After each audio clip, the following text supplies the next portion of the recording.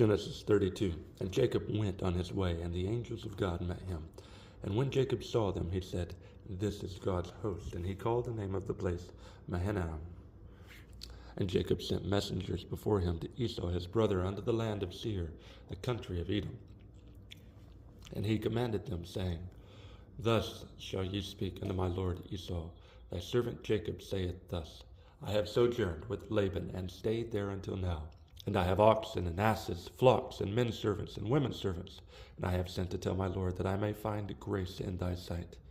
And the messengers returned to Jacob, saying, "We came to thy brother Esau, and also he commanded to meet thee, and 400 men with him."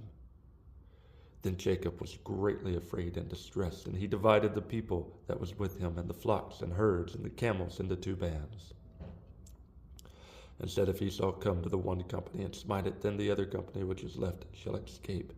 And Jacob said, "O God of my father Abraham, and God of my father Isaac, the Lord, which saidest unto me, Return unto thy country, to thy kindred, and I will deal well with thee. I am not worthy of the least of all the mercies and of all the truth which thou hast showed unto thy servant. For with my staff I passed over this Jordan, and now I am become 2 bands. Deliver me, I pray thee, from the hand of my brother, from the hand of Esau, for I fear him, lest he will come and smite me, and the mother with the children. And thou saidest, I will surely do thee good, and make thy seed as the sand of the sea, which cannot be numbered for multitude."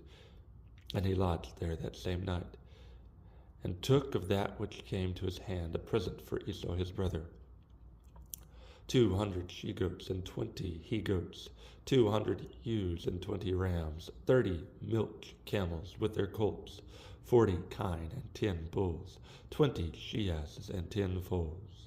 And he delivered them into the hand of his servants. Every drove by themselves, and said unto his servants, "Pass over before me, and put a space betwixt drove and drove."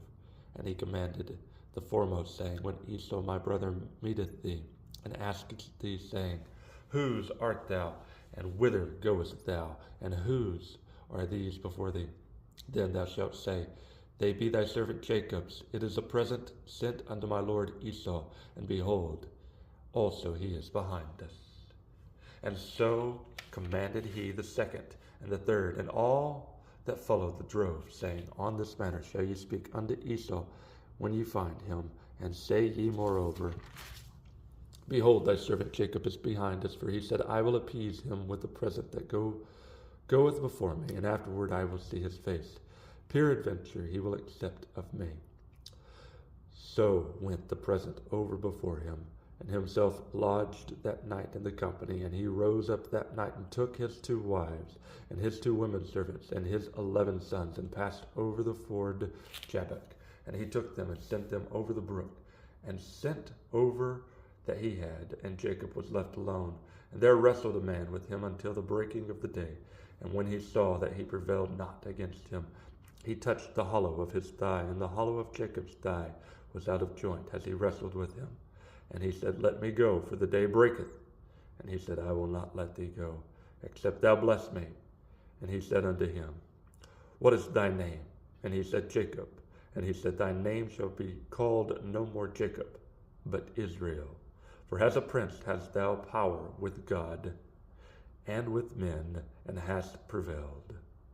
And Jacob asked him and said, "Tell me, I pray thee, thy name." And he said, "Wherefore it is that thou dost ask after my name." And he blessed him there. And Jacob called the name of the place Peniel, for I have seen God face to face, and my life is preserved. And he passed over Peniel. The sun rose upon him, and he halted upon his thigh. Therefore the children of Israel eat not of the sinew which shrank, which is upon the hollow of the thigh unto this day, because he touched the hollow of Jacob's thigh in the sinew that it shrank.